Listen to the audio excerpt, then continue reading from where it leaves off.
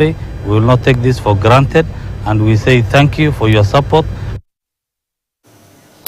Tume ya maadili na kukabili ufisadi EACC inachunguza visa kadhaa vya wafanyakazi wa serikali walioajiriwa kwa kutumia stakabadhi bandia za elimu. Mwenyekiti wa tume hiyo, Askofu David Oginde, anasema watu kadhaa tayari wameshtakiwa na kulazimishwa kurejesha pesa walizopokea kama mishahara na marupurupu mengine.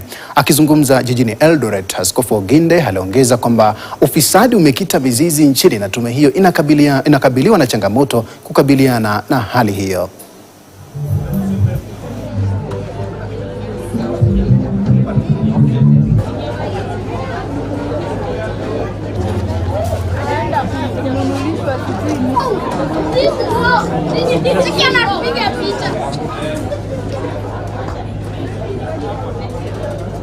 Many people we are discovering have gotten public jobs, and I know it happens also in the private sector, using fake certificates.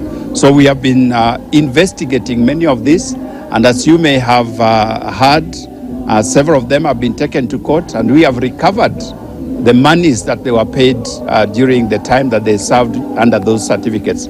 So some people are paid up to 100 million because they used a fake certificate to get a very high level job, and they have been there for a few years. So we recover all that money, and of course they are also laid aside.